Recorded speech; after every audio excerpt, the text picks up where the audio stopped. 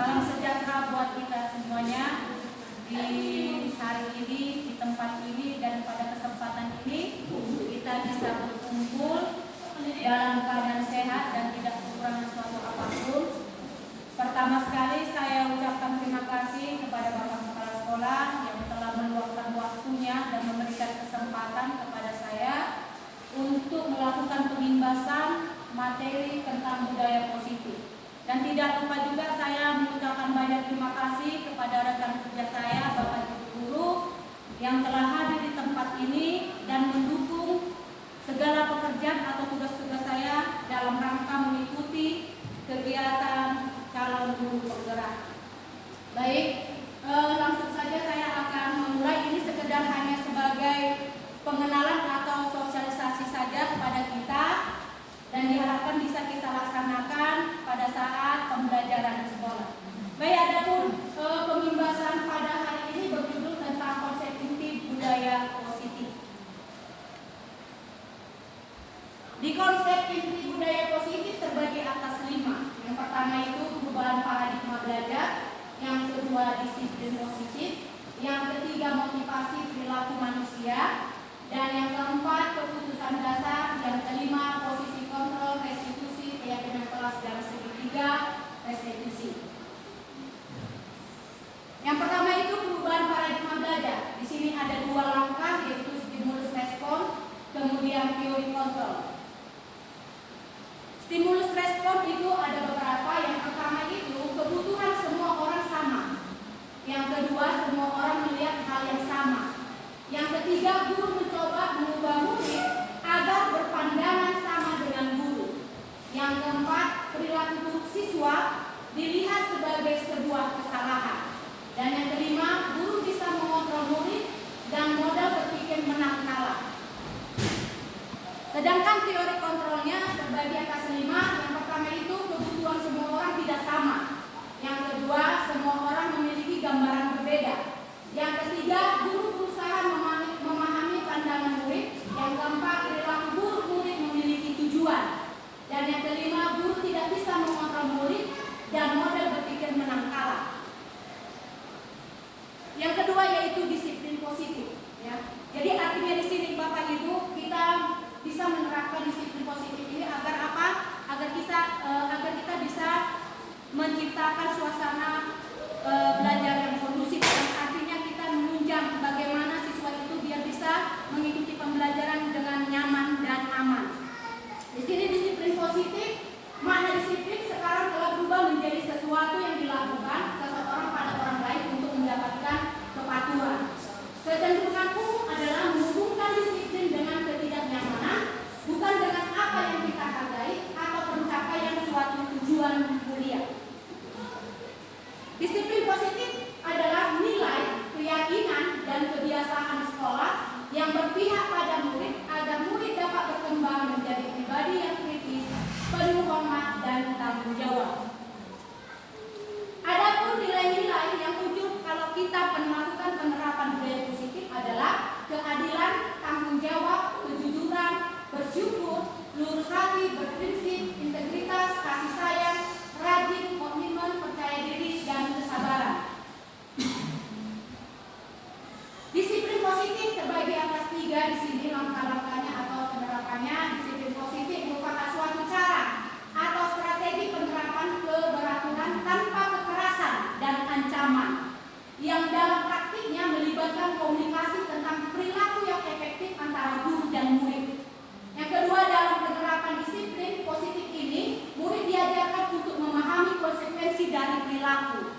Kemudian yang ketiga, disiplin positif mengajarkan tanggung jawab, rasa hormat dalam berinteraksi dengan lingkungannya. Artinya di sini Bapak Ibu, disiplin positif ini selama ini kita menghadapi siswa yang bermasalah itu, pasti kita langsung memvonis mereka itu telah membuat kesalahan tanpa kita tanya terlebih dahulu siswa itu berbuat seperti itu dikarenakan apa. Jadi inilah yang perlu kita rubah cara penanganan siswa. Ya, sebetulnya di sini kalau bisa Bu BPK hadir di sini untuk melakukan penerapan ini. Tapi kita Bapak Ibu bisa kita terapkan di kelas kita masing-masing.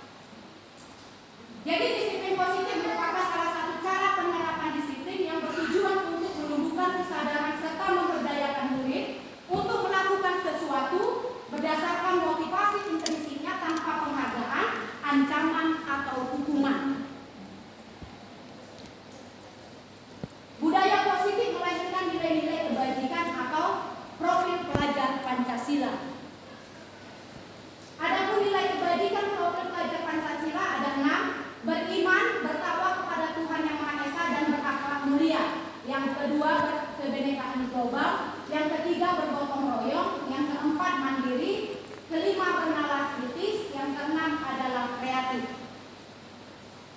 Langkah-langkah penerapan budaya positif. Yang pertama itu bisa kita lakukan yaitu Bapak Ibu membentuk keyakinan kelas dan kontrak belajar. Jadi sebelum kita melakukan pembelajaran di satu kelas, ada baiknya kita membentuk keyakinan kelas. Artinya keyakinan kelas ini datangnya dari diri siswa itu sendiri, bukan dari kita Bapak Ibu. Jadi kalau memang sudah datang dari diri siswa tersebut, mereka terpaksa untuk mengikuti apa yang telah disepakati. Keyakinan kelas di sini ada terbagi atas 3. Setiap anggota kelas perlu belajar, setiap anggota kelas perlu senang, setiap anggota kelas perlu melakukan tugas, setiap anggota kelas perlu saling menghargai, setiap anggota kelas perlu merasa aman. Kemudian selalu bersikap positif, senantiasa menjadi diri terbaik, percaya dan menghormati orang lain dan barang miliknya, berkomitmen terhadap setiap tugas, senantiasa membantu. Adapun sifat-sifat atau tingkah laku yang akan muncul, hormat. Kami meyakini bahwa sangat penting untuk menghormati semua orang dan barang milik orang lain. Kemudian yang bekerja, kami meyakini bahwa sangat penting untuk mengerjakan segala pekerjaan atau mengikuti kegiatan yang telah ditugaskan. Kemudian diterima dan dimiliki. Kami menyadari bahwa sangat penting untuk merasa diterima pada suatu kelompok dan saling peduli satu dengan yang lain. Kemudian setelah kita melakukan atau membentuk keyakinan kelas Bapak Ibu, kemungkinan ada, saya yakin dan percaya, pada saat kita melakukan pembelajaran di sekolah maupun di kelas, pasti ada kita temukan siswa yang mungkin bermasalah. Jadi untuk mengatasi siswa yang bermasalah ini Bapak Ibu, kita bisa melakukan segitiga restitusi. Ya, segitiga restitusi ini ada 3 tahap atau 3 langkah yang bisa kita lakukan. Yang pertama itu menstabilkan identitas. Yang kedua validasi tindakan kelas, kemudian menanyakan keyakinan salah. Maaf ya, ini kesalahan ya Bapak Ibu, kan saya salah ketik. Validasi tindakan kesalahan bukan kelas. Kemudian yang ketiga menanyakan keyakinan. Di sini ada satu contoh video tentang penerapan restitusi, segitiga restitusi Bapak Ibu, bisa kita lihat bersama-sama.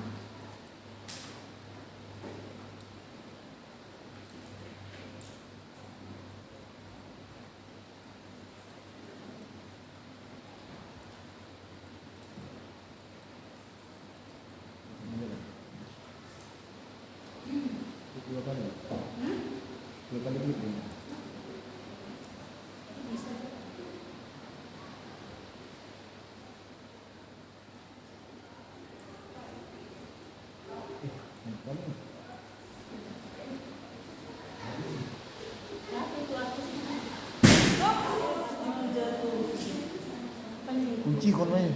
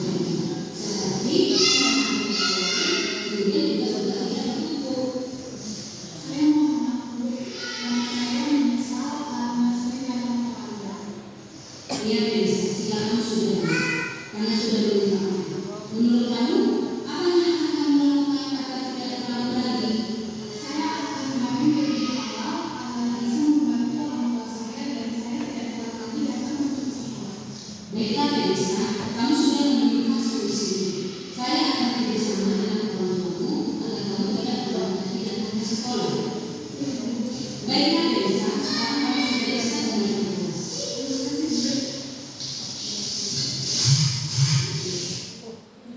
baiklah Bapak Ibu, itulah tadi salah satu contoh penerapan segitiga restitusi. Jadi artinya di situ kita langsung menyalahkan siswa itu karena sering terlambat. Tapi kita tanya dulu kepada siswa itu, dia sering terlambat itu gara-gara apa?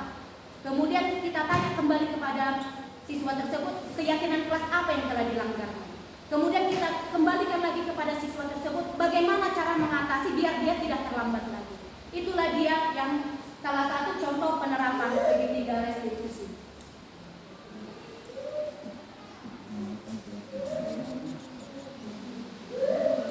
Jadi Bapak Ibu, itulah tadi pembahasan yang secara singkat yang saya sampaikan. Mudah-mudahan untuk kedepannya kita sama-sama bisa menerapkan di lingkungan sekolah kita agar budaya positif bisa tercipta di sekolah kita. Terima kasih.